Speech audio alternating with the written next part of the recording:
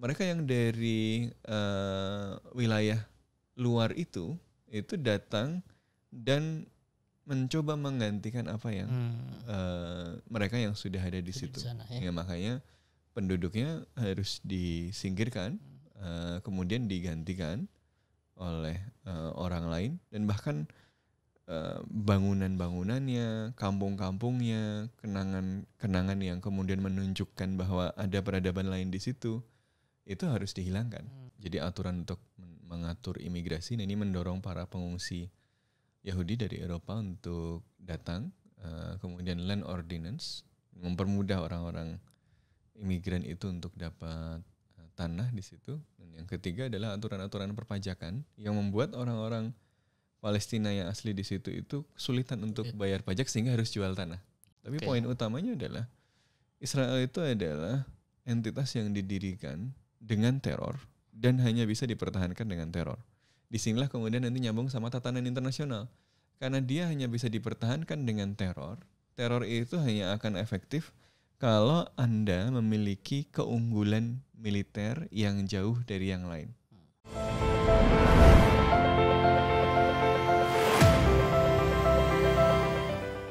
Ya, bismillahirrahmanirrahim. Assalamualaikum warahmatullahi wabarakatuh. Waalaikumsalam. Teman-teman sekalian, nonton setia PKS TV, terima kasih sudah hadir pada kesempatan kali ini. Kita saat ini melanjutkan podcast kita. Nah, podcast kali ini kita coba membahas hal-hal yang terkait dengan dunia internasional. Dan juga bagaimana kita Indonesia melihat berbagai tatanan hubungan internasional yang nanti kita coba lihat. Ada berbagai isu mengenai Palestina, dan belakangan ini makin banyak isu-isu tentang hubungan internasional. Terakhir kita mendengar sangat luar biasa di berita tentang perang tarif antara Amerika dan Cina. Lalu belakangan juga sebelumnya ada konflik Rusia dengan Ukraina. Ada juga belakangan konflik India dengan Pakistan.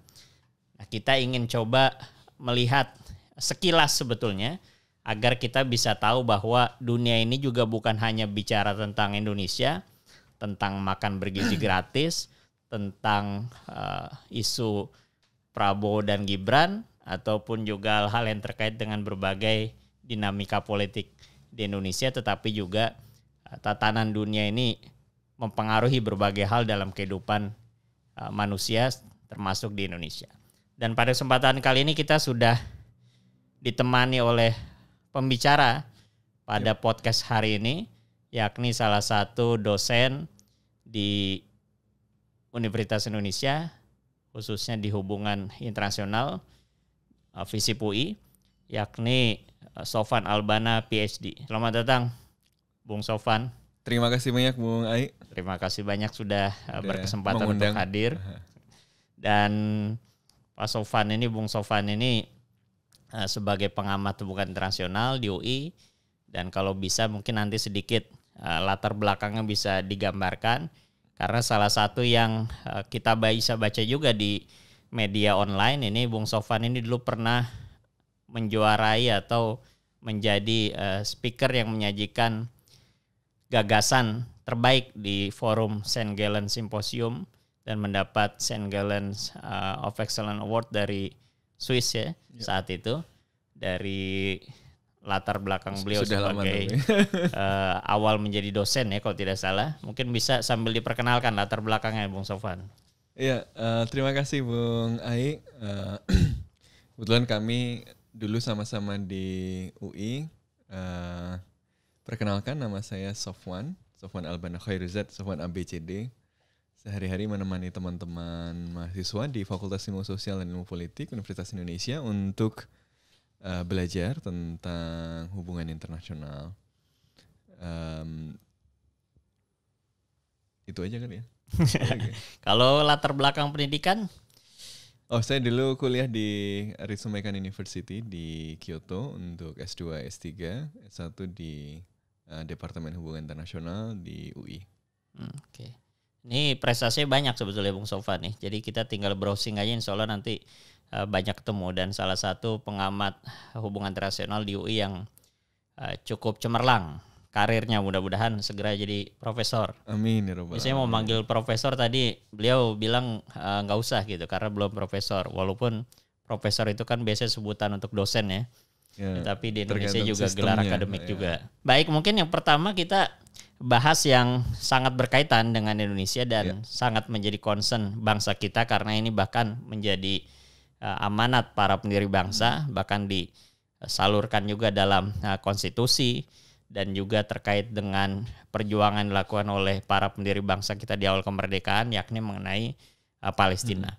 Jadi bagaimana sebetulnya gambaran yang bisa diberikan kepada kita semua nih, kenapa sampai sekarang nih konflik Palestina tetap relevan secara global, dan bagaimana kita bisa melihat keterkaitan kemerdekaan Palestina nih dengan berbagai tatanan hubungan internasional di berbagai negara yang sangat melihat hal ini menjadi isu yang luar biasa. Bahkan kalau dulu mungkin kita melihat isu Palestina ini hanya jadi pembicaraan negara-negara Muslim, orang-orang Islam saja, tapi sekarang sudah menjadi isu global dunia. Bahkan mungkin aktivis-aktivis kiri, aktivis-aktivis sosialis itu sekarang sangat terlihat di berbagai negara dunia nih, sangat concern betul dengan isu Palestina. Silakan, kira-kira gimana Bung Sofwan? Terima kasih banyak Bung Ai. Tapi penting juga untuk mengingat bahwa isu Palestina memang sejak awal sebenarnya isu yang lintas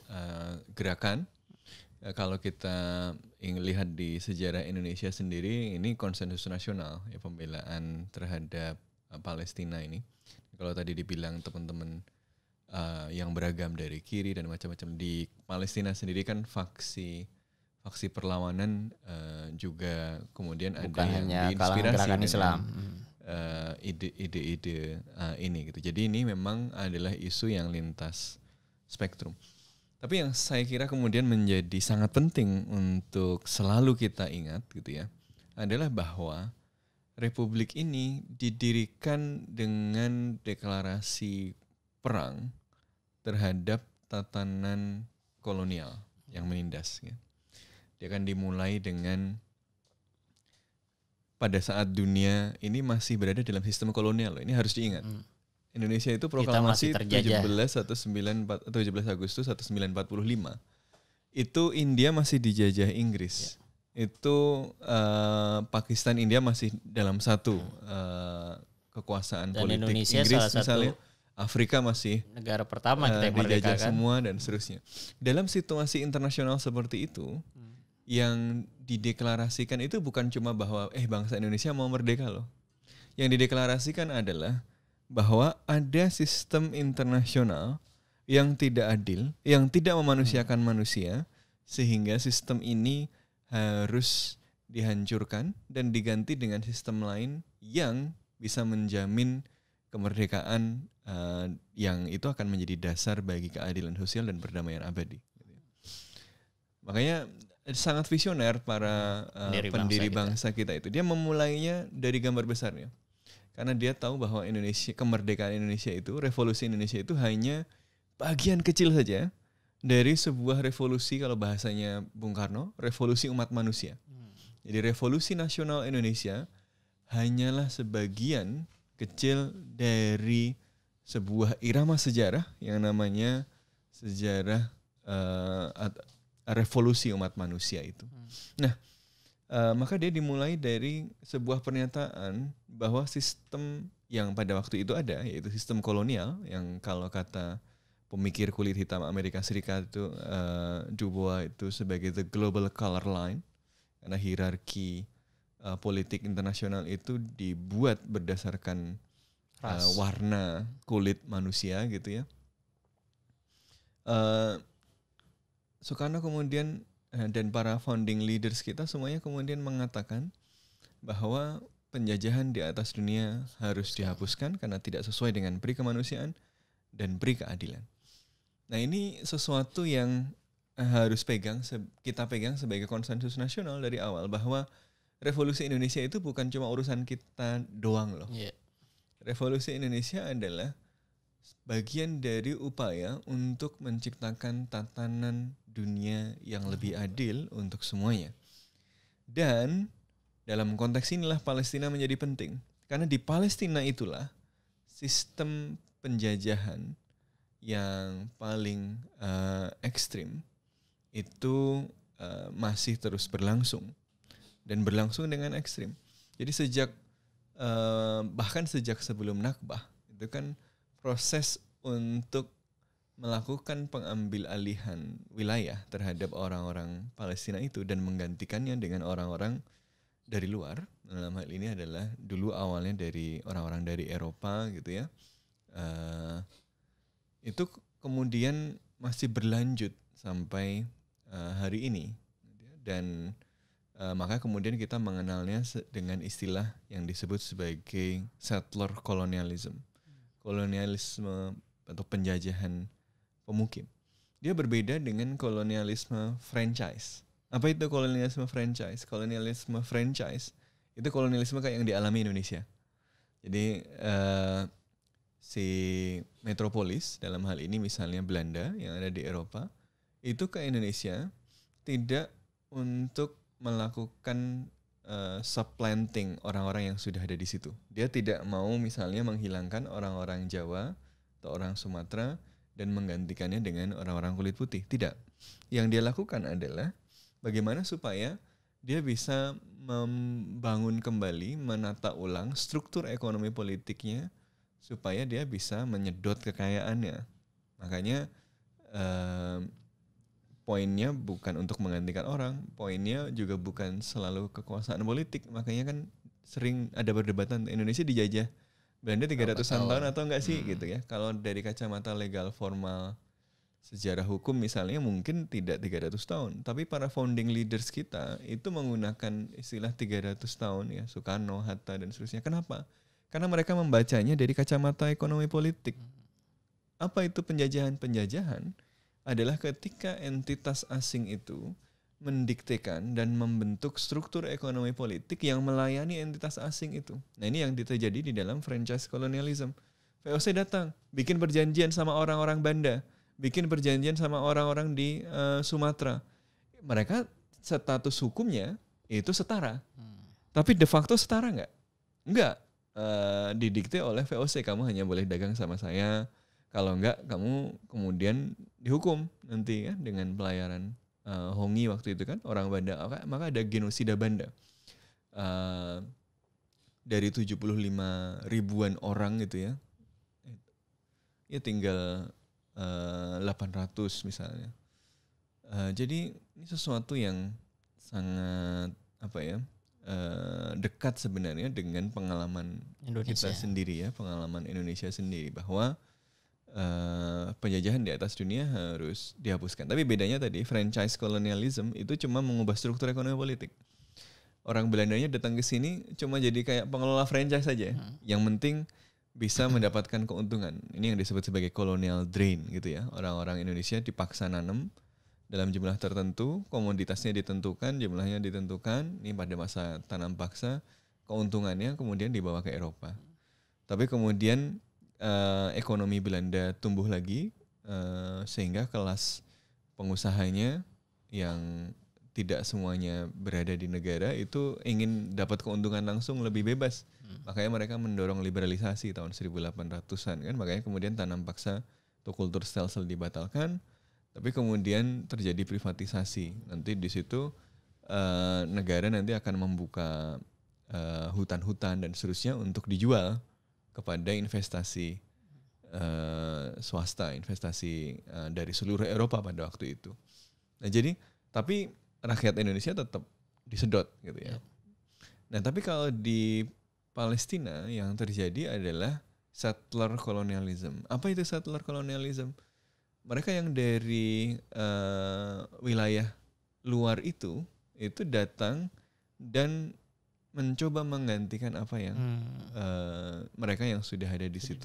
Ya, makanya penduduknya harus disingkirkan, kemudian digantikan oleh orang lain, dan bahkan bangunan-bangunannya, kampung-kampungnya, kenangan-kenangan yang kemudian menunjukkan bahwa ada peradaban lain di situ, itu harus dihilangkan. Kenapa? Karena ya dia dibangun di atas mitos land without people for people without land gitu kan. Jadi harus dibuat supaya ini nggak ada orang di sini gitu kan. Makanya kemudian dihabisi tidak hanya orangnya tetapi juga kenangan-kenangan dan warisan-warisan sejarah tentang itu. Nah, karena dia adalah sebuah penjajahan dalam bentuk settler colonialism, sejak awal dia adalah sebuah proyek yang harus dilakukan dengan ditopang oleh kekerasan. Ini sebenarnya sesuatu yang oleh Inggris dan oleh Amerika Serikat pada masa-masa awal proyek Zionisme itu juga agak bikin mikir. Jadi kenapa dulu Inggris mendukung awalnya? Ya satu karena lobby Zionis di Inggris sendiri, tapi juga kedua karena kepentingan strategik dari Inggris ya. Wilayah Timur Tengah adalah wilayah yang sangat strategis. Dia adalah akses perdagangan utama untuk mencapai India. Itu mahkota itu berlian utama di mahkotanya Ratu Inggris gitu kan. Pada saat yang bersamaan energi mulai geser dari coal, batu bara, ke minyak. Dan kita tahu bahwa dominasi Inggris dulu itu karena Inggris menguasai sumber energi utama yaitu coal itu, batu bara. Tapi dengan ditemukannya minyak, geser ke minyak. Minyak ada di mana? Di Timur Tengah. Jadi Inggris kemudian merasa penting untuk tetap memiliki kontrol di Timur Tengah, dan Palestina itu ya kira-kira di titik yang bisa memastikan bahwa kalau ada entitas asing di situ, Mesir sama Suriah nggak mungkin jadi satu, Hijaz nggak mungkin jadi satu gitu. Jadi terbelah-belahnya lebih mudah gitu. Karena itu dia kemudian membangun entitas asing di situ yang bersahabat pada Inggris. Ini juga yang ditawarkan oleh Theodor Herzl. Jadi di Eropa orang-orang Yahudi didiskriminasi gitu ya, karena orang Eropa pada waktu itu lagi mabuk nasionalisme sempit, sehingga minoritas-minoritas yang tidak punya kebangsaan yang melekat pada tanah ya, yang misalnya orang Jerman gitu kan, ini adalah orang-orang yang milik bangsa Jerman itu ya orang-orang yang berdarah Jerman dan kemudian dia berhak atas tanah Jerman gitu kan. Orang Prancis, orang Italia, maka kita menyaksikan penyatuan Jerman, penyatuan Italia kan. Dalam situasi seperti itu yang beda-beda itu kan kemudian dicurigai jadi agen ganda dan seterusnya. Maka orang-orang Gypsy, orang-orang Yahudi itu kemudian menjadi sasaran. Nah, sebenarnya situasi di Timur Tengah berbeda. Di Palestina itu orang Yahudi sudah ada sejak lama, bahkan sebelum gerakan Zionisme ada gitu loh. Dan orang Yahudi itu santai aja di situ gitu. Hidup seperti biasa lah. Ya bertetangga dengan yang lain gitu kan ya. Kalau kita baca ya literatur tentang orang-orang Yahudi sebelum Zionisme, ya mereka banyak tinggal di yishuv atau kampung-kampung kecil gitu ya, pemukiman kecil dengan motif religius ya, karena memang itu tanah suci buat mereka juga. Tapi mereka jarang sekali memiliki konflik yang serius dengan tetangganya. Tetangganya itu ada yang Islam, ada yang Kristen, ya orang-orang Arab. Jadi baru kemudian konflik itu terjadi ketika ada proyek Zionisme. Proyek Zionisme akarnya dari mana? Dari penindasan orang Yahudi di Eropa. Karena penindasannya itu adalah alasannya nasionalisme. Ini si Theodor Herzl justru kemudian punya ide bahwa kalau kita mau nggak ditindas, kita juga harus punya negara sendiri. Kita harus punya negara bangsa sendiri. Di mana? Awalnya dia mikir di Argentina, tapi di Argentina sudah dicurigai, wah kayaknya nggak visible.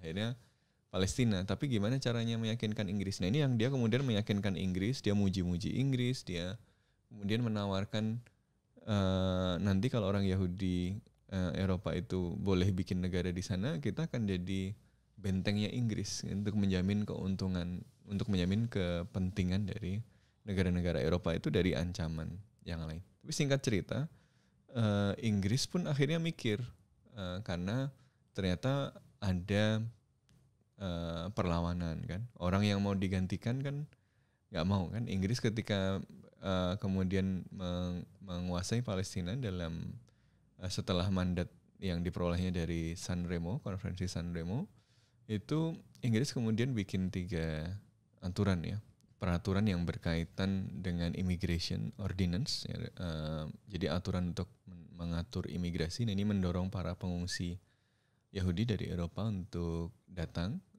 Kemudian land ordinance, mempermudah orang-orang imigran itu untuk dapat tanah di situ. Dan yang ketiga adalah aturan-aturan perpajakan yang membuat orang-orang Palestina yang asli di situ itu kesulitan untuk bayar pajak sehingga harus jual tanah. Ini mungkin familiar juga buat kita gitu ya. Jadi dengan cara seperti itu tanahnya kemudian sedikit demi sedikit diambil alih. Hilang. Gitu ya.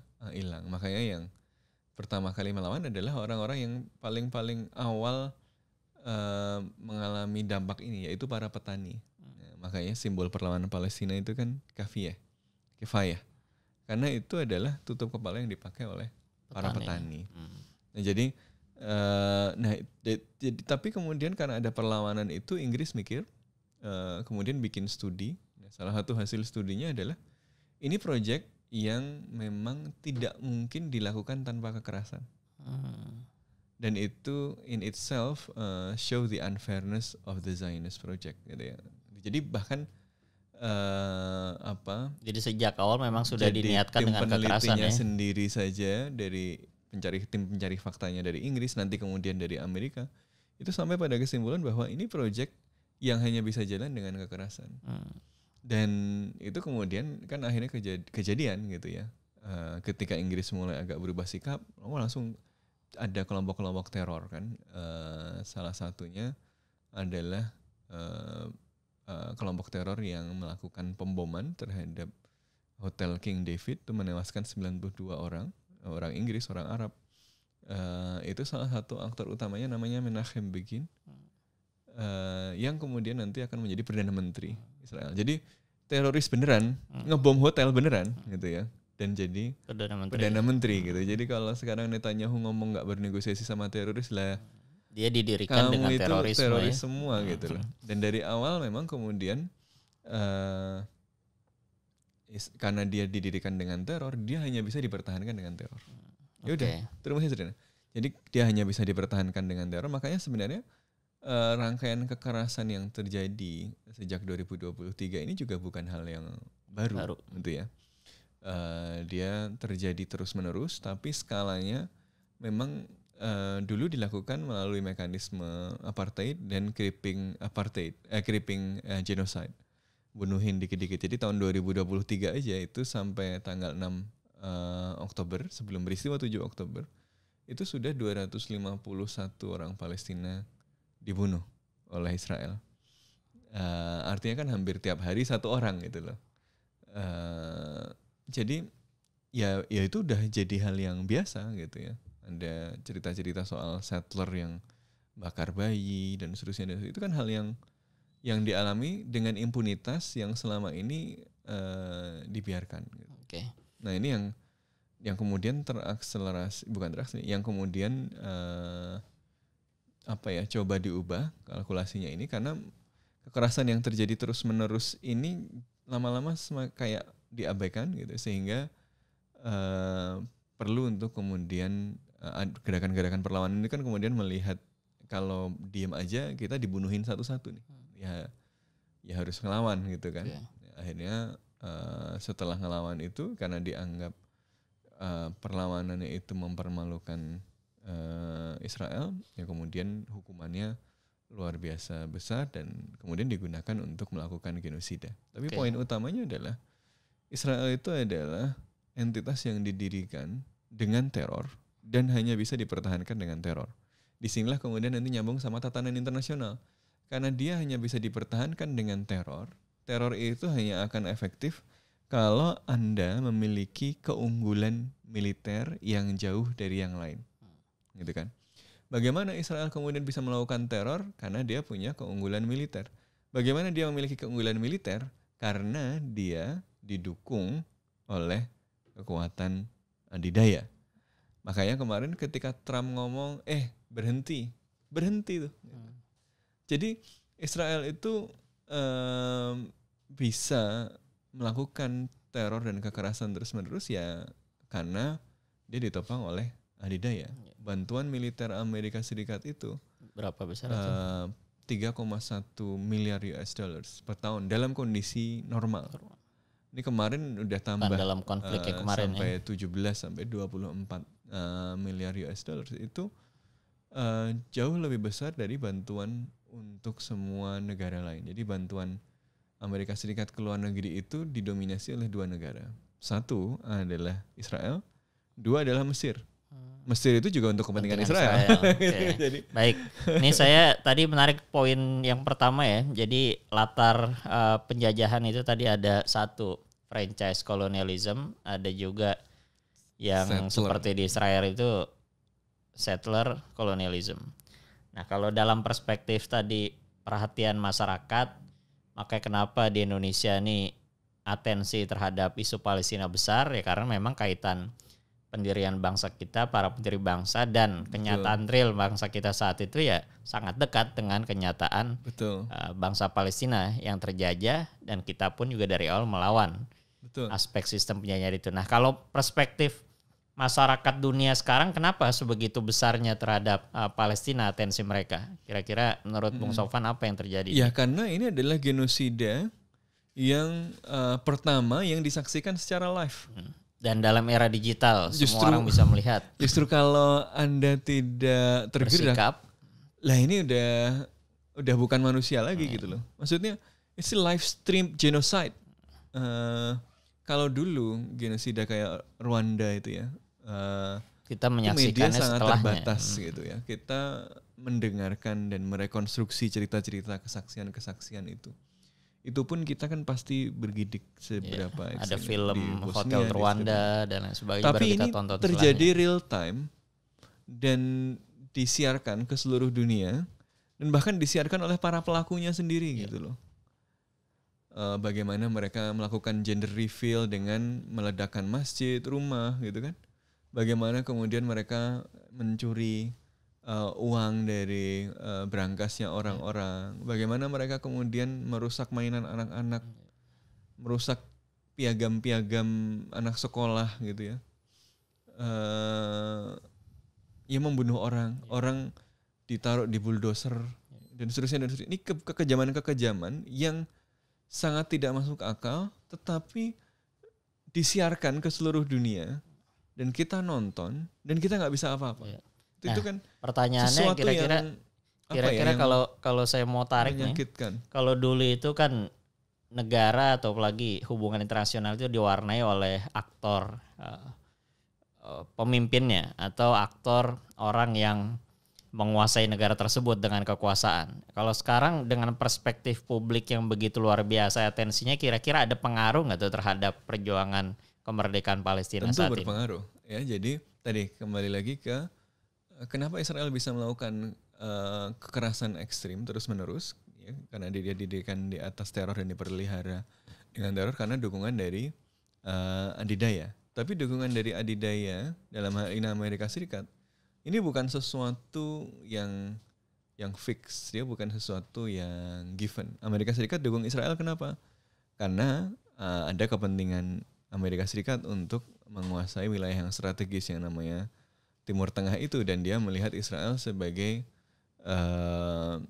kalau istilahnya itu adalah kapal induk stasioner gitu ya, yang dia bisa gunakan untuk mukulin orang tanpa dia harus mukulin sendiri gitu. Sehingga yang lain semuanya terkendali gitu ya.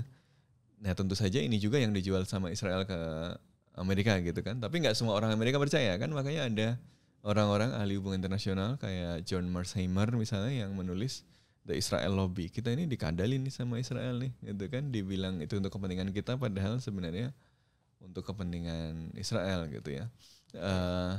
Nah, kenapa kemudian perkembangan ini, yaitu bagaimana informasi ini tidak lagi dimonopoli oleh penguasa-penguasa tradisional, itu berpengaruh bagaimana? Satu, dia memberikan constraint pada dukungan dari kekuatan-kekuatan besar ini. kekuatan-kekuatan besar ini mendapatkan legitimasi di dalam sistem internasional kan dengan justifikasi hak asasi manusia, dengan justifikasi kebebasan, dengan justifikasi hukum internasional. Dan Israel sedang mengencingi itu semua, ya kan? Jadi kalau mereka mau konsisten dengan landasan normatif bagi legitimasi kekuasaan Barat hari ini, harusnya mereka stop Israel, gitu kan? Jadi kalau mereka tidak stop Israel dan malah kemudian menangkapi orang-orang yang mendukung kemanusiaan, mereka sebenarnya sedang membongkar basis legitimasi bagi kekuasaan politik mereka juga, gitu. Jadi sebenarnya Israel ini akan menyeret Barat untuk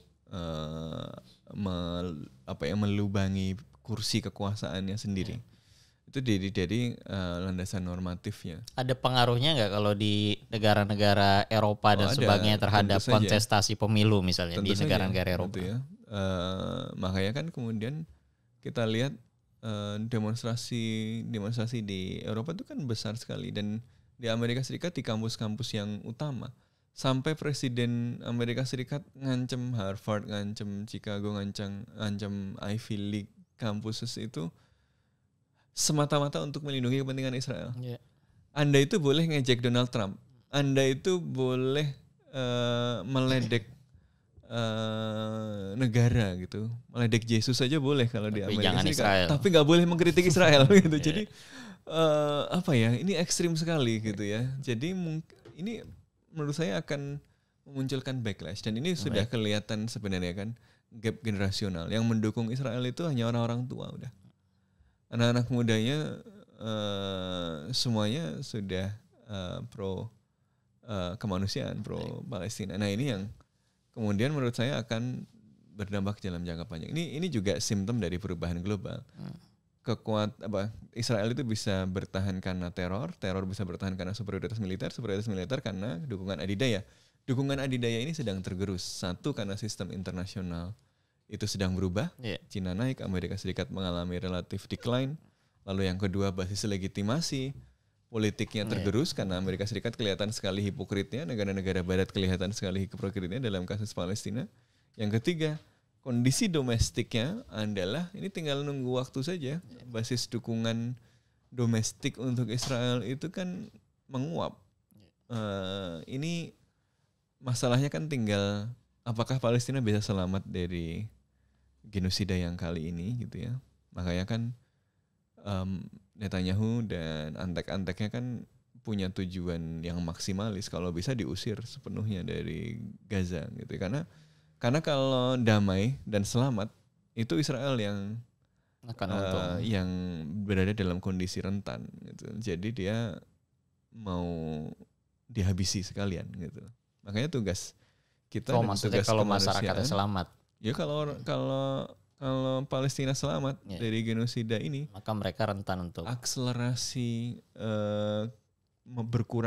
hilangnya dukungan pada Israel di Amerika Serikat, di negara-negara Barat itu kan potensi tinggi, dan mereka tidak bisa survive tanpa superioritas militer itu. Artinya tanpa dukungan Amerika Serikat, tanpa dukungan Jerman, tanpa dukungan Inggris gitu ya, mereka itu nggak bisa melakukan operasi militernya sekarang dengan optimal. Baik, gitu ya. Baik. Ini kita lanjut nih. Jadi kalau tadi sudah disinggung misalnya kenapa akhirnya ini bisa cukup berpengaruh, dan bisa jadi mungkin ada sinyal positif buat perjuangan kemerdekaan Palestina karena tatanan dunia sekarang sudah juga mulai berubah, dan tantangan buat Amerika yang selama ini menjadi supporter Israel yang utama, bukan supporter bahkan dia menjadi fondasi utama bagi Israel ini sudah mulai tergerus juga, misalnya dengan tatanan ekonomi, tatanan internasional yang sudah ada negara seperti Cina yang sudah mulai berkembang. Kalau dulu kita mungkin berpikir Cina itu negara yang produk-produknya dianggap produk murah, kurang berkualitas, lalu juga tidak banyak dijual, bahkan seringkali produknya dijual ke Indonesia mungkin juga bukan dengan jalur yang legal, bisa dianggapnya. Sekarang nih Cina sudah luar biasa besarnya nih. Nah, dan akhirnya menjadi pengaruh juga mungkin dilihat oleh publik nih, apakah ini menjadi tatanan dunia yang baru dengan adanya Cina. Kemarin ada perang tarif, lalu akhirnya Cina dan Amerika tidak mau mengalah satu sama lain. Nah, kira-kira sebetulnya pertama kita butuh gambaran juga nih, Bung Sofwan. Kira-kira Cina ini seperti apa sih saat ini? Kalau dulu kan kita kenal Cina tuh dengan produk yang murah, lalu juga mungkin kualitas kurang bisa dipertanggungjawabkan. Tapi sekarang luar biasa. Mobil-mobil listrik di Indonesia pun juga sebagian besar mobil Cina semua. Lalu juga eksplorasi dia terhadap luar angkasa sekarang sudah mulai. Penemuan-penemuan barunya juga sudah mulai banyak. Penguasaan ekonomi dia tinggal pilih saja. Diproteksi oleh Amerika, dibatasi oleh Amerika, tapi dia bisa bergerak ke berbagai negara. Karena dia bilang ya pasar bukan hanya Amerika, seluruh dunia ini pasar yang luas gitu. Nah ini kira-kira pertama gambaran Cina ini sebagai negara baru yang, bukan negara baru, negara yang tumbuh menjadi kekuatan besar dan punya pengaruh nih seperti apa kira-kira? Ya. Jadi kebangkitan Cina sebagai kekuatan besar yang sering kemudian disebut sebagai kekuatan revisionis yang menantang Amerika Serikat, ini adalah perkembangan yang boleh dikatakan paling penting di dalam hubungan internasional kontemporer. Jadi inilah yang kemudian menghadirkan instabilitas kan di dalam sistem, ya, karena pasca Perang Dingin dan bahkan sebelumnya ya, tatanan internasional itu dibangun didasarkan pada keunggulan ekonomi dan keunggulan material, keunggulan militer dari Barat. Dulu ada persaingan antara Amerika Serikat dan Soviet, tapi kemudian setelah 90-an kan Amerika Serikat masuk ke dalam dunia masuk ke dalam unilateral moment, dominasi Amerika Serikat di militer dan ekonomi gitu ya. Nah, maka kita kemudian menyaksikan naiknya Cina sebagai kekuatan ekonomi yang besar dan kemudian juga kekuatan teknologi dan kekuatan militer, ini menjadi salah satu tren yang paling penting dalam hubungan internasional hari ini. Inilah yang kemudian menghadirkan instabilitas, karena kalau dalam sistem internasional ya, sejarah itu kira-kira berkembang dalam dua jenis aja gitu kan, stabilitas yang panjang, misalnya periode long peace, Belle Epoque dan seterusnya. Lalu fase yang sangat pendek, singkat, tapi di mana terjadi perubahan-perubahan yang sangat cepat. Ini misalnya awal abad 20 ya. Jadi pada tahun 1850-an sampai 1910-an itu Eropa itu sedang berada pada zaman yang enak banget gitu lah ya. Maka orang-orang Eropa, orang-orang Barat menyebutnya sebagai the period of long peace.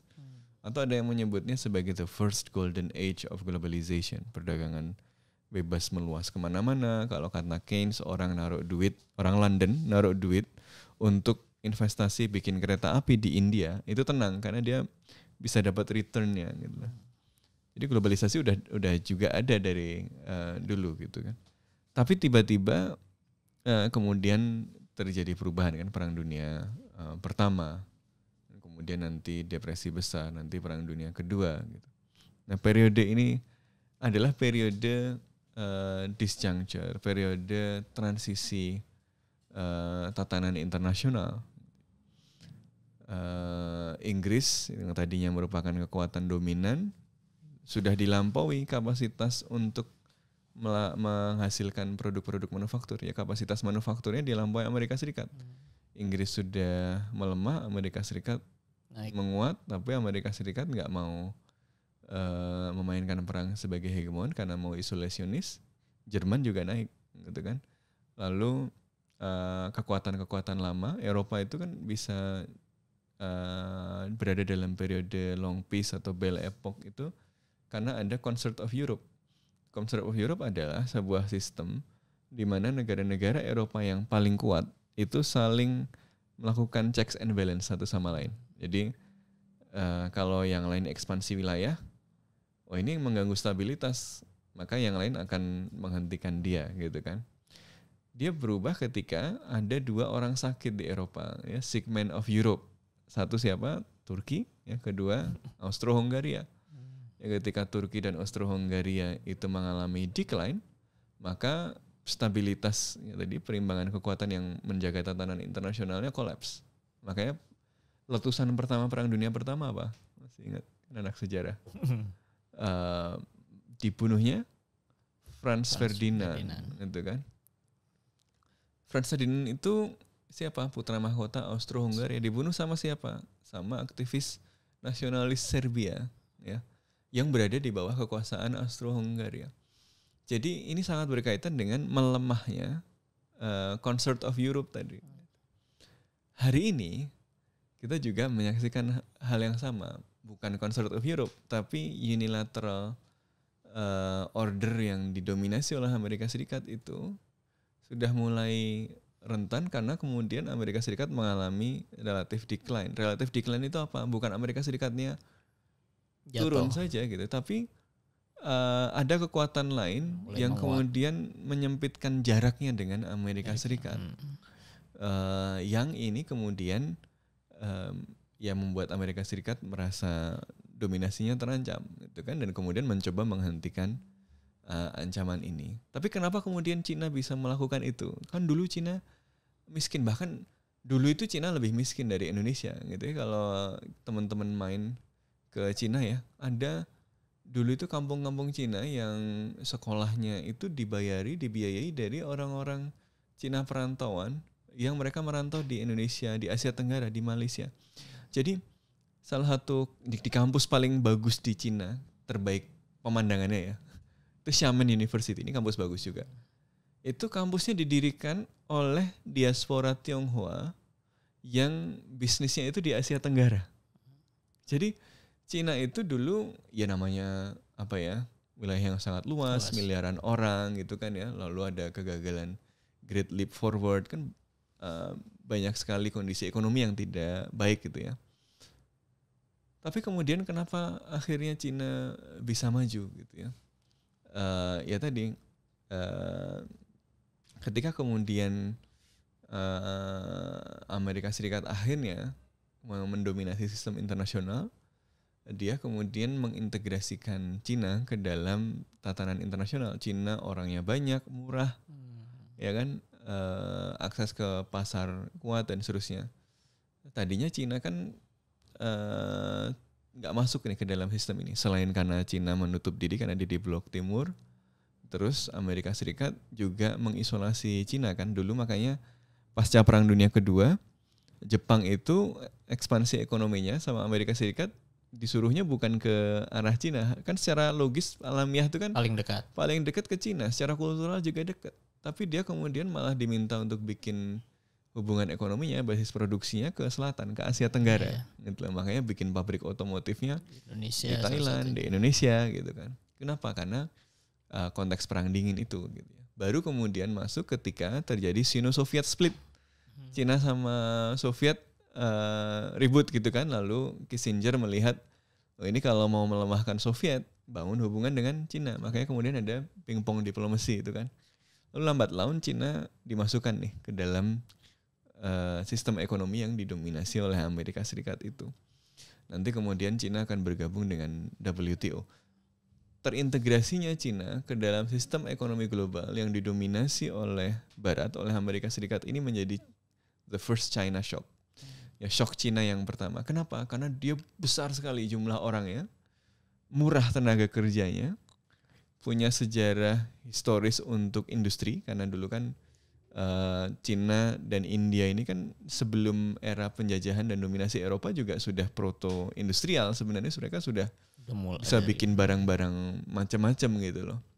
Jadi bukan ecek-ecek juga. Jadi kemudian dengan cepat dia bisa jadi pabriknya dunia gitu kan. Di satu sisi Amerika Serikat merasa sudah menang, the end of history. Ya, the end of history itu adalah sistem ekonomi yang liberal. Maka dia mau dapat keuntungan sebesar-besarnya, mengakumulasi modal dengan berkonsentrasi di sektor-sektor yang nilai tambahnya tinggi. Nggak mau lagi repot-repot bikin barang pabrik gitu ya, karena mahal nih bayar orang Amerika nih gitu kan.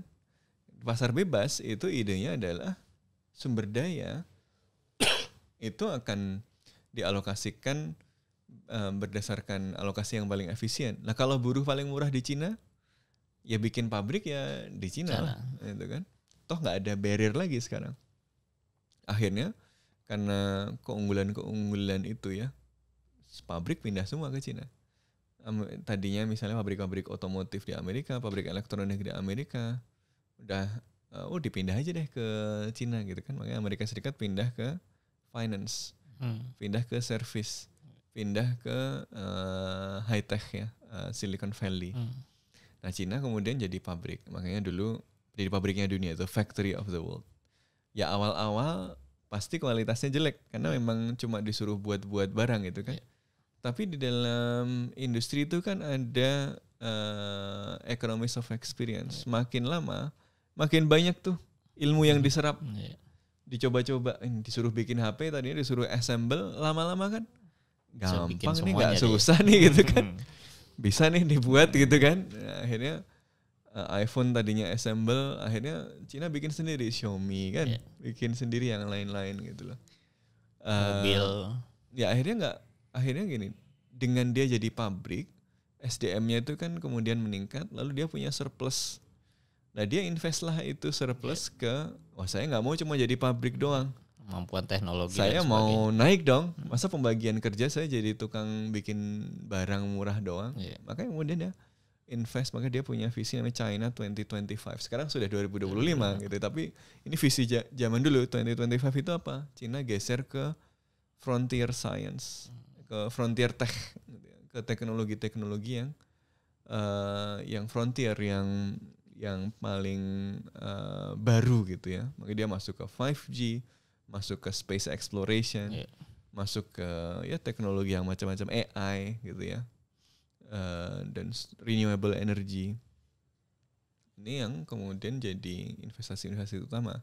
Amerika Serikat tadinya menikmati dia sebagai unilateral power, asik nih gue tinggal mainin Wall Street, gue tinggal fokus di jasa dan macam-macam ya, itu sudah unggul gitu. Tiba-tiba dia kehilangan basis manufaktur, dia nggak punya lagi kapasitas manufaktur. Ini punya dampak, bukan nggak punya ya, dia kehilangan sebagian besar kapasitas manufakturnya. Ini punya dampak dua. Satu, sebagai sebuah kekuatan politik, kemampuan manufakturnya hilang, itu artinya salah satu keunggulan material yang penting itu juga hilang. Inggris itu kehilangan superioritas di dalam politik internasional setelah kapasitas manufakturnya dilampaui oleh Amerika Serikat. Sekarang Cina itu sudah melampaui Amerika Serikat dari segi kapasitas manufakturnya. Dan gitu bisa ya. jadi terulang seperti Inggris dilampaui oleh Amerika. Makanya Amerika Serikat nggak mau. Kan makanya gimana caranya Cina bisa di stop gitu kan sekarang. Itu satu. Dampak kedua adalah dampak domestiknya. Dengan basis manufaktur di Amerika Serikat itu semakin keropos, hilang gitu ya. Artinya kan ekonominya juga semakin timpang. Amerika Serikat itu kan tadinya ada kota-kota industri, kota otomotif, makanya ada Detroit Pistons. Kenapa namanya Detroit Pistons? Karena bola basket ya, karena memang otomotif, industri otomotif. Tapi sekarang nggak ada lagi industri otomotifnya. Kenapa? Pindah semua. Nggak ada gitu loh. Jadi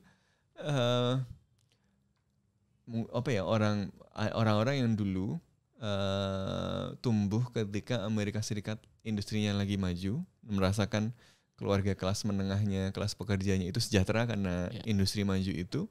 Ketika industrinya hilang, pindah ke negara lain, sementara ekonomi Amerika Serikat geser ke finance. Geser ke Silicon Valley, yang itu semuanya capital intensive. Capital intensive itu artinya apa? Duitnya banyak tapi orangnya dikit. Ekonominya kan makin timpang. Jadi banyak orang Amerika Serikat itu yang kemudian ekonominya stagnan atau memburuk. Padahal kalau dilihat GDP-nya Amerika Serikat masih tinggi gitu, tapi ketimpangan makin tinggi, tapi gaji kelas menengahnya stagnan, industrinya hilang gitu. Makanya orang mulai mikir, kok Amerika Serikat tidak great lagi ya. Nah, makanya ini orang-orang yang kemudian jadi Trump, make America great again gitu ya. Jadi karena kondisi ekonominya buruk, karena industrinya hilang, ini apa ya gitu. Terus mereka melihat pada saat kondisinya kayak gitu, globalisasi tidak memberikan hal-hal baik yang dijanjikan tadi kan, pada saat yang bersamaan ada orang-orang imigran datang ke Amerika Serikat. Ya kan cara paling gampang kemudian, wah saya kondisi ekonominya makin jelek, ini pasti gara-gara orang imigran ini gitu kan. Sehingga kampanye Trump ya jadi ya ini semuanya berkaitan gitu ya. Jadi Amerika Serikat punya unilateral momennya itu digunakan untuk mendorong sistem ekonomi global yang liberal, yang ternyata itu punya dampak yang tidak baik juga untuk ekonomi Amerika Serikat karena hollowing out industrinya keluar, dan ini punya konsekuensi politik yang kemudian memunculkan kebangkitan kelompok-kelompok sayap kanan. Dan ini nggak cuma Amerika Serikat, hampir di semua negara barat kan begitu. Kenapa? Karena basis industrinya hilang semua. Karena ya nyari tempat produksi yang lebih murah. Pindah ke mana? Cina. Bos. Baik.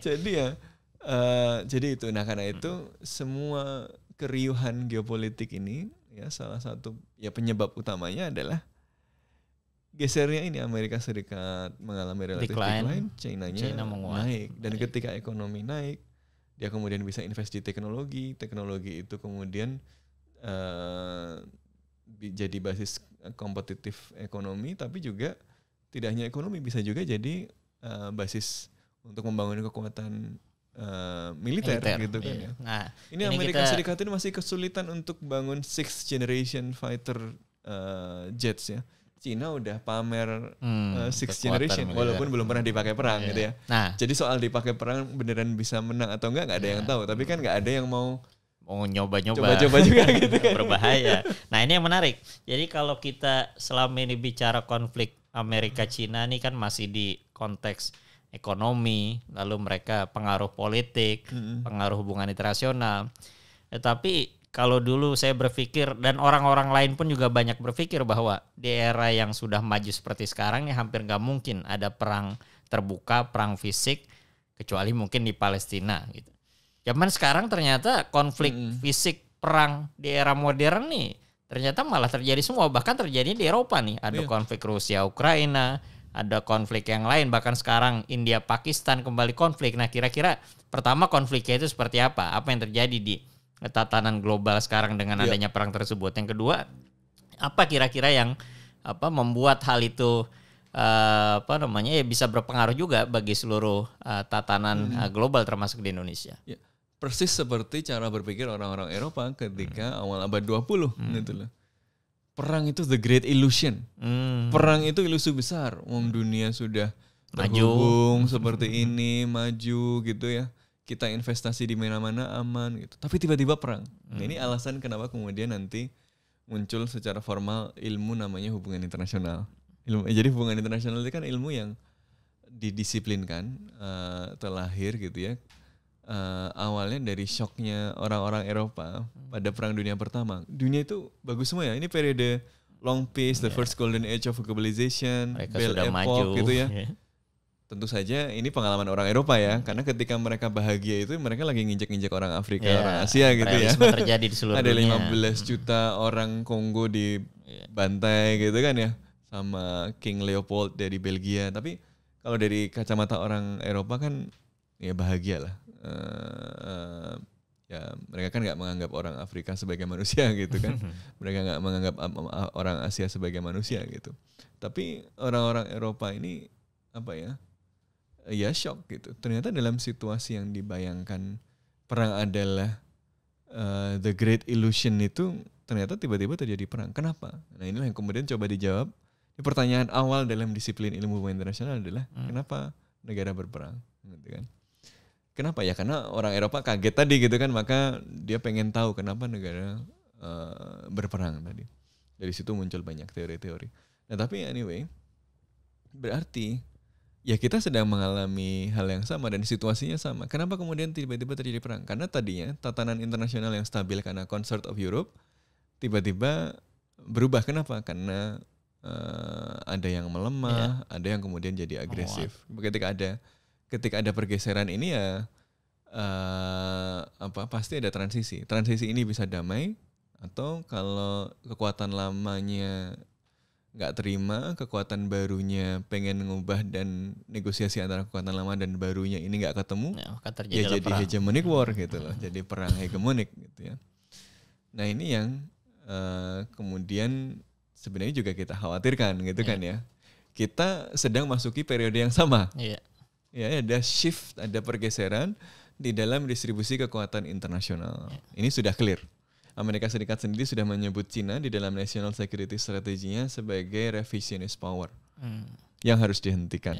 Jadi dia paham bahwa sekarang mereka bukan adidaya lagi. Dunia bukan unilateral lagi. Dan masih merasa masih adidaya. Tapi dunia berubah gitu ya. Justru dia harus melakukan itu supaya dia tetap adidaya gitu kan ya.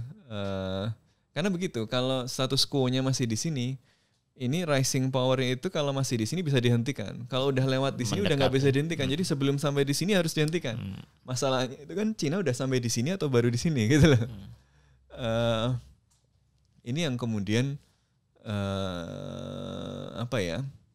apakah Cina dan Amerika Serikat ini misalnya bisa mengelola konfliknya ini gitu kan? Karena kalau nggak bisa dikelola, ya secara alamiah karena mereka adalah dua kekuatan utama dalam sistem internasional, ya akan ada konflik yang berdampak sistemik.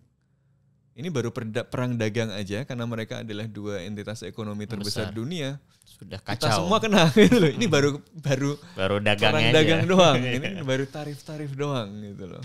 Perang Rusia Ukraina itu kan ini kontribusi ke ekonomi dari Rusia dan dari Ukraina itu kan nggak sebesar Cina atau Amerika gitu ya.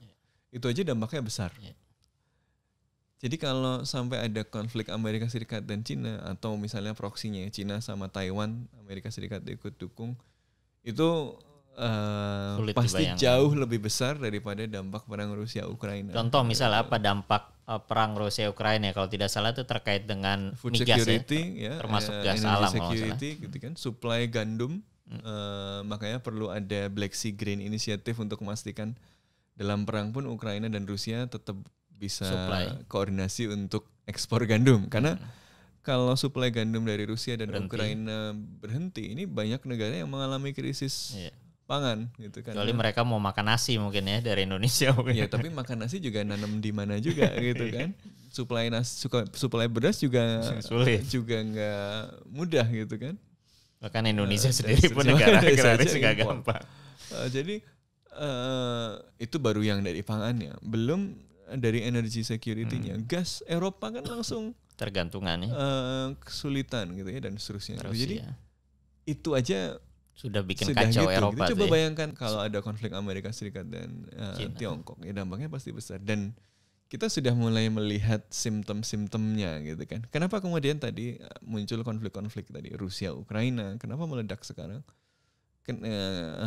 India Pakistan, ya tadi di dalam sistem internasional yang tidak stabil karena sedang terjadi pergeseran kekuatan tadi, ya aktor-aktor pasti mencoba mengambil keuntungan first mover. Ini kan lagi nggak stabil nih. Karena nggak stabil, kesepakatan lama yang selama ini membuat kita terima nih, misalnya NATO di situ aja, ini di sini aja, India begini, Pakistan begini, industri T ya 1960 kita diam-diam aja, status quo-nya didiemin gitu ya, Jammu Kashmir ya udah dah gitu, tapi nggak usah diselesaikan karena sulit juga gitu ya. Dengan adanya instabilitas di dalam sistem, orang kan pengen ini bisa diubah dikit nih gitu, karena sistemnya lagi nggak stabil, saya mau dapat lebih banyak lagi gitu loh. Jadi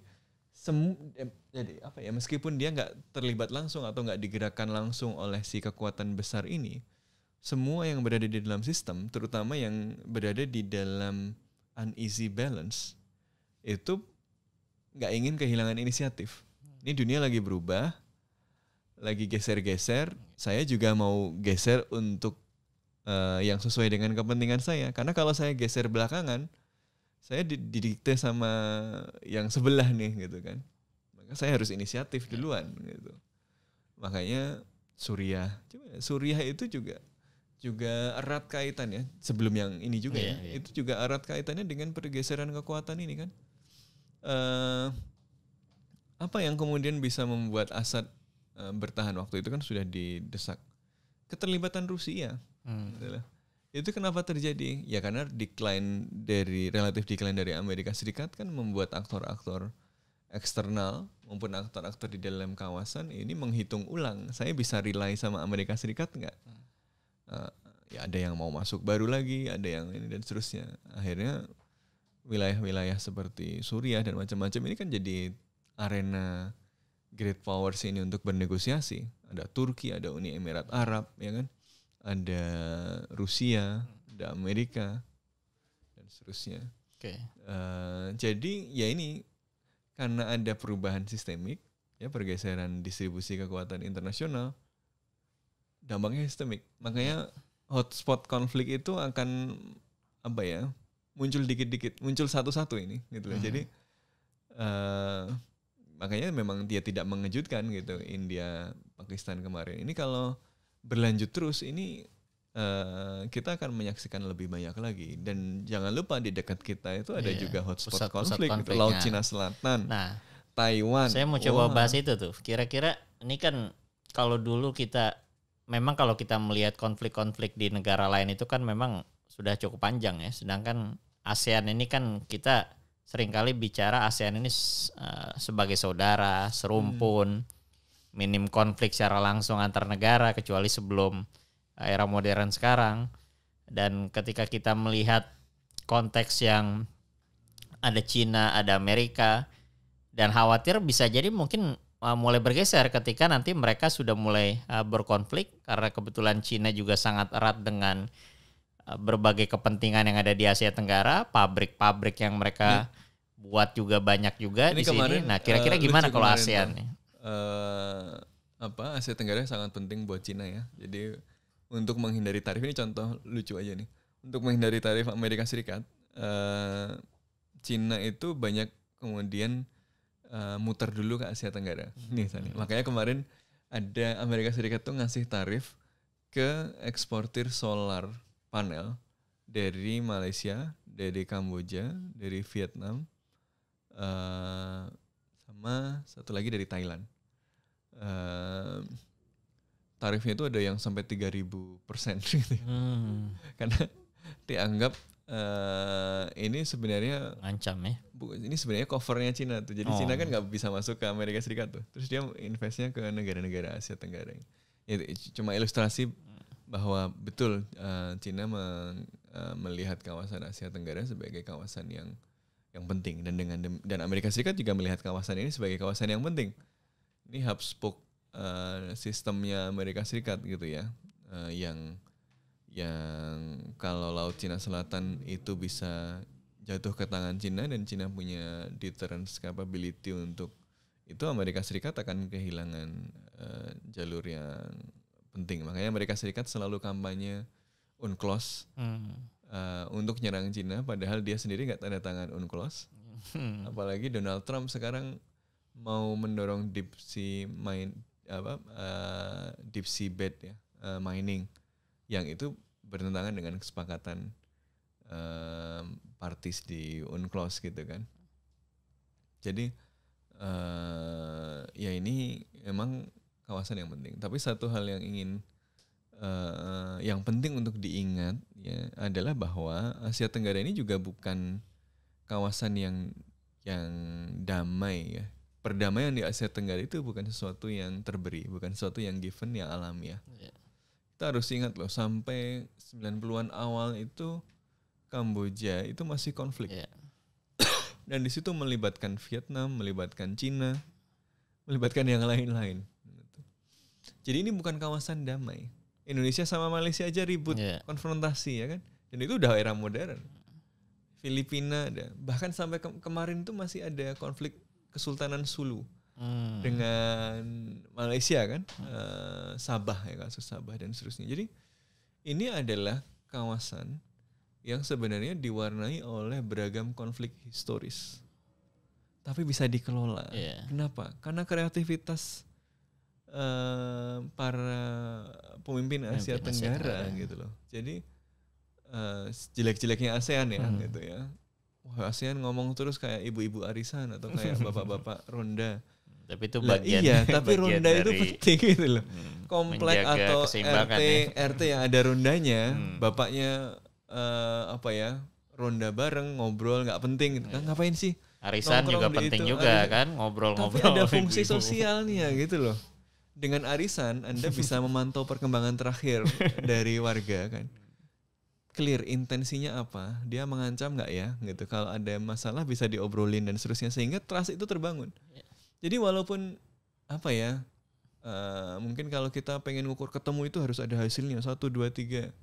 Ya apa kita kalau kita ngobrol jadi tetangga, apakah setiap kita ketemu tetangga kalau ketemu harus ada hasilnya Pak ya? Kan enggak juga gitu loh. Jadi Jadi cukup ngobrol ngalor ngidul aja udah ada hasilnya dengan keseimbangan. apalagi ada hasilnya gitu kan ya. Jadi emang tapi ya itu, ini hal yang seringkali kita anggap taken for granted gitu ya. Wah kita damai, Asia Tenggara damai. Itu tuh nggak taken for granted gitu loh. Itu tuh hadir karena upaya pembangunan kepercayaan melalui ya salah satunya adalah melalui ASEAN gitu ya. Jadi ya ke depan menurut saya dalam situasi semacam ini ya ASEAN semakin penting. Ya kalau kita nggak mau terjebak di dalam persaingan antara Amerika Serikat dan Tiongkok, ya kita harus menggunakan ASEAN. Kita harus menggunakan ASEAN sebagai platform yang kemudian kita gunakan untuk meyakinkan Amerika Serikat dan Cina bahwa kalau kalian ribut, kalian itu rugi. Dan gak cuma kalian rugi, kita semua juga rugi. Tapi kalau kalian gak percaya sama Cina misalnya, atau Cina kalian gak percaya sama Amerika Serikat, kalian percaya sama kita deh. Jadi kamu boleh membenci Amerika Serikat, kamu boleh membenci Cina, tapi ya udah daripada nggak jalan semua urusan di sini, kerjasama aja sama ASEAN. Biar ASEAN yang mengelola urusan internasional di kawasan. Gitu. Jadi kepentingan Amerika Serikat maupun Cina itu bisa dikelola melalui medium honest broker gitu ya, yang namanya ASEAN ini. Masalahnya ASEAN sendiri kayaknya sekarang nggak terlalu pede. ASEAN kurang bersatu, ASEAN nggak punya kepercayaan diri. Kenapa nggak punya? Karena nggak ada leadership. Kenapa nggak ada leadership? Karena negara-negara yang seharusnya punya leadership itu tidak menunjukkan bahwa kepemimpinannya. Ya dia mau menyatukan negara-negara ASEAN gitu loh. Nah ini jalan sendiri-sendiri, ini sendiri nggak mau. Jadi bayar, mungkin kalau gitu kan. bisa ya, kalau dulu kan kita, ya saya nggak tahu yang di benak publik ya. Ini kan kita dunia sekarang juga sudah dicoba dibuat lebih sempit ya. Salah satunya ada G20, ada G20. Dikumpulkan nih semua yang punya GDP besar dunia, penduduk besar dunia, dan Indonesia masuk salah satunya. Dianggap negara penting di dunia. Dianggap negara penting ya. Pertama dianggap negara penting. Cuma nanti pentingnya coba dijawab kira-kira. Apakah memang Indonesia dengan posisi sekarang, baik itu besar penduduknya, besar GDP-nya di negara-negara dunia itu punya peran nggak sih dalam konteks hubungan internasional, baik tadi konteks Palestina, konteks konflik Amerika-Cina, konteks menjaga keseimbangan di ASEAN misalnya, dan apakah dengan peran itu juga punya dampak bagi nasional kita, kepentingan nasional kita. Misalnya dengan adanya konflik Amerika-Cina sekarang, itu kan kalau kita mau ambil untung secara sederhana, Amerika sudah mulai kehilangan basis pabriknya. ASEAN ini negara yang penduduknya banyak, butuh serapan tenaga kerja misalnya, yang di Indonesia mungkin bisa jadi daripada investasi Cina, masukin aja di Indonesia. Masih banyak daerah-daerah kita yang bisa dimasuki misalnya untuk hal itu. Nah kira-kira dalam konteks yang pertama tadi, apakah punya peran politik internasional? Yang kedua, apakah punya dampak bagi kepentingan nasional kita? Ya, apakah Indonesia punya peran? Ekspektasi untuk Indonesia itu tinggi dari semua pihak. Problemnya kita ini seringkali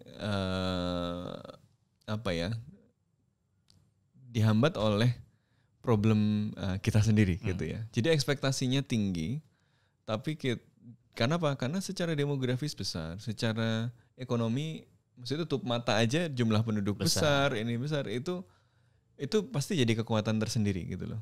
Jadi nggak ada yang berdebat bahwa Indonesia itu adalah negara yang punya pengaruh yang besar di kawasan.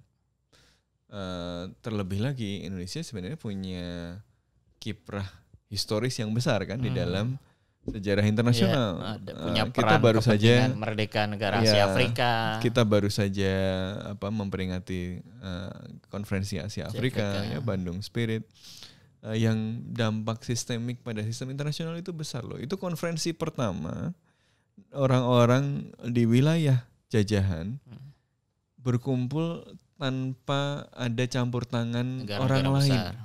Dan itu semua orang nggak percaya pada waktu itu bisa dilakukan gitu loh. Dan ternyata berhasil dan besar. Dan gitu setelah itu banyak negara Asia Afrika merdeka. Iya, dan delegasi-delegasi itu waktu itu masih gerakan-gerakan nasionalis yang sebagian dianggap teroris gitu ya. Sampai ada delegasi dari mana ya? Dari Tunisia atau Aljazair ya. Itu mau ikut konferensi Asia Afrika itu diselundupin dulu sama India. Dari India baru bisa masuk ke Indonesia karena sama penjajahnya nggak dikasih lewat gitu loh. Jadi beneran truly show of global solidarity, dan setelah itu dia mengubah sistem dengan memunculkan anggota-anggota baru di dalam sistem gitu loh. Sistem internasional itu kan tadinya cuma puluhan, 20-an, 30-an negara. Mayoritas barat dan offshoot-nya barat. Tiba-tiba sekarang jadi ratusan. Dan itu jelas ada jejak Indonesia di situ, gitu. Jadi Indonesia itu punya modal historis, Indonesia punya modal demografis, Indonesia punya modal ekonomi. Jadi sebenarnya modalnya itu banyak sekali, sehingga ekspektasi tinggi. Ya kalau ekspektasinya nggak tinggi, nggak dimasukin ke G20. Kalau ekspektasinya nggak tinggi, nggak diundang ke G7 untuk acara itu kan. Kalau ekspektasinya nggak tinggi, nggak dilibatkan di berbagai isu global. Indonesia itu modalnya banyak gitu ya. Problemnya adalah kita seringkali punching below the weight. Apa itu punching below the weight? Modalnya segini, yang dikeluarin segini. Kenapa begitu? Karena ya ada banyak faktor, dan kebanyakan adalah faktor internal. Faktor internal yang utama apa? Foreign policy begins at home. Kebijakan luar negeri itu selalu dimulai dari dalam negeri. Kalau kondisi dalam negerinya itu kurang sehat, ya itu kan pasti tercermin di dalam politik luar negeri. Misalnya, kalau kita tidak bisa mengkonsolidasikan kepentingan nasional kita apa sih? Terus di dalam negeri ada kelompok yang bisnisnya sama Cina, ada kelompok yang bisnisnya sama Jepang, ada yang sama Amerika Serikat. Mereka kemudian menentukan misalnya kerjasama atau investasi itu bukan berdasarkan kepentingan nasional jangka panjang, tapi saya dapat apa dari kerjasama ini misalnya gitu kan. Ya kan diplomasi bisa mengikuti kepentingan ekonomi. Kan jadi, dan kalau kepentingan ekonomi nasional nggak masalah. Problemnya kalau kepentingan adalah kepentingan kelompok gitu kan. Kita nggak punya arah yang jelas kepentingan nasionalnya apa, lalu kepentingan nasional itu diterjemahkan ke dalam visi kepemimpinan di kawasan seperti apa gitu ya. Nah itu yang kemudian seringkali kita khawatirkan. Jadi modalnya banyak, tapi cara kita menggunakan modal itu, misalnya investor itu pengen masuk ke Indonesia, tapi begitu masuk ke Indonesia ormasnya minta duit. Gimana bos? Maksudnya apa ya? Modal kita banyak, menarik sekali. Masalahnya kita sendiri yang tidak dibangun dengan baik. Ya kita sendiri yang membuatnya jadi tidak optimal gitu. Itu kan sedih sekali ya. Maksudnya potensi kita besar tapi kemudian tidak dioptimalkan gitu, karena ya kita tidak mengelolanya dengan optimal. Ini yang menurut saya harus diperbaiki gitu ya. Teman-teman PKS kan misalnya di koalisi gitu ya, jangan lupa mengingatkan gitu ya. Ya bahwa memang harus ada banyak yang harus diperbaiki gitu loh. Kalau ada yang salah ya harus disampaikan salah, karena justru bukti cinta gitu ya kepada presiden adalah mengingatkan kalau dia salah gitu kan. Kalau dia cuma dengar yang baik-baik saja, itu dampaknya tentu akan buruk gitu ya. Jadi Indonesia itu punya banyak modal dan aktor-aktor itu semuanya sebenarnya berharap kalau Indonesia itu adalah satu-satunya negara yang cukup punya bobot untuk jadi gravitasinya ASEAN. Kalau gravitasinya Indonesia nggak kuat, semuanya akan ketarik ke orbitnya Cina atau ke orbitnya Amerika Serikat. Jadi negara-negara ASEAN ini juga sebenarnya menunggu Indonesia sebagai penyeimbang ya. Indonesia lebih punya peran. Lebih kuat leadershipnya gitu kan. Amerika Serikat dan Cina mungkin juga menunggu Indonesia punya leadership karena mereka itu juga sebenarnya nggak pengen ribut gitu, tapi mereka ada tekanan struktural untuk biar Cina nggak terlalu kuat. Cina juga ada tekanan struktural supaya mereka nggak dihambat sama Amerika Serikat. Tapi mereka sebenarnya juga kalau konflik kan rugi gitu. Jadi mereka itu butuh kekuatan yang bisa ngomong ke mereka, gue urusin gitu ya, kalian tenang aja gitu. Masalahnya mereka nggak menemukan kekuatan yang bisa ngomong kayak gitu ke mereka gitu loh. Indonesia punya potensi untuk ngomong itu. Problemnya kita ribet sendiri ini, masih urusan kita ini belum beres gitu loh. Jadi segera dibereskan lah urusan domestik dari yang kecil-kecil aja gitu. Faktor bisnis, kelembagaan, ekosistem kan, preman-preman itu dibersihkan, dibereskan. Cina kan mulai, kenapa dia bisa melakukan itu kan juga begitu ya. Makanya kalau Yuan kan membagi ada beberapa jenis korupsi itu. Cina itu ada beberapa korupsi yang dibiarkan karena yang akses money. Tapi korupsi yang kecil-kecil yang kayak premanisme gitu-gitu dihabisi dulu gitu ya. Yang agak berat mungkin nanti belakangan gitu. Tapi di Indonesia yang kecil-kecil lagi banyak belum beres nih. Yang kecil sama besar aja biarin semua sama. Gitu, semua gitu. Mau yang kecil mau yang besar banyak yang belum beres. Jadi ada hal yang seharusnya dibereskan. Ya idealnya semuanya dihilangkan kan yang korupsi. Tapi kalaupun belum bisa yang besar karena minimal yang kecil-kecil. Mana ya, minimal masa sama preman aja nggak berani. Masa yang preman yang gitu-gitu aja nggak berani. Negara nggak gitu, berani sama preman. Masa ya gitulah. Jadi ekspektasi tinggi. Modal kita banyak. Jadi sebenarnya bisa. Problemnya adalah kita punching below the weight. Kenapa? Karena kita nggak mengoptimalkan semua yang kita miliki. Kenapa masih ribet sama diri kita sendiri? Gitu. Menarik sekali nih. Ya terakhir nih, karena di podcast PKS nih podcast partai ya. Kita nih sebagai partai tentu ingin sekali mendengar kritik, masukan dari berbagai kalangan, apalagi akademisi yang punya perspektif tajam dengan menganalisis banyak faktor. Yang kira-kira kalau PKS apa nih masukan kritiknya? Ya walaupun mungkin kalau dalam konteks hubungan internasional ya lebih tepat negara yang punya peran langsung ya. Tapi setidaknya partai politik seperti PKS nih, apalagi dalam koalisi, kira-kira apa kritik dan masukan untuk PKS dalam konteks yang kita bicarakan tadi? Ya, jadi dunia ini sedang masuk di dalam masa pancaroba gitu ya. Cuacanya lagi tidak menentu. Kenapa cuaca tidak menentu?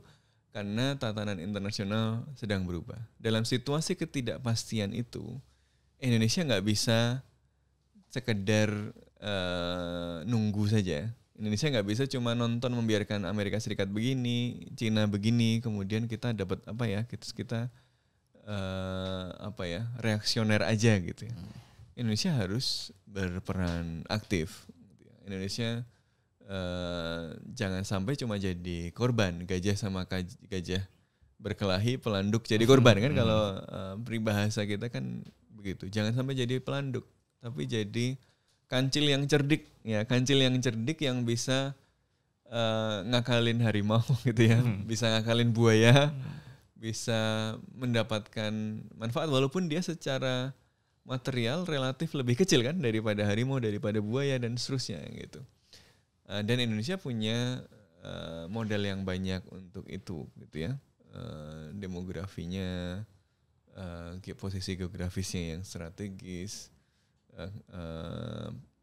misalnya bahkan sampai ke critical mineral ya, nikel, kobalt yang akan semakin penting ke depan, dan banyak hal lain lagi. Jadi modal Indonesia itu banyak, modal historisnya banyak. Yang kemudian harus kita lakukan adalah Indonesia harus punya visi yang jelas. Politik luar negeri Indonesia itu nggak boleh instinktif, nggak boleh hanya presiden apa ya? Perkiraan, perasaan. Kayaknya bagusnya begini, kayaknya bagusnya begini gitu ya. Tetapi harus punya gambar yang lebih jelas. Nah ini sekarang saya kira dalam situasi yang seperti ini ada kekhawatiran bahwa kebijakan luar negeri Indonesia terlalu personal gitu ya. Tentu saja Pak Prabowo punya pengalaman sendiri dan minat sendiri dalam hubungan internasional. Tapi dunia kita sangat kompleks sehingga rasanya penting untuk mendengarkan dan melibatkan seluruh stakeholder yang lebih banyak gitu ya. Supaya lebih sistematis, lebih runtut. Nah saya kira teman-teman PKS ini juga jangan iya aja gitu loh. Maksudnya teman yang baik itu justru teman yang berani mengingatkan gitu loh. Jangan semua idenya pokoknya kalau Pak Presiden kita dukung karena koalisi. Ya kan nggak gitu loh. Justru kalau teman-teman PKS itu beneran koalisi yang baik ya kalau kalau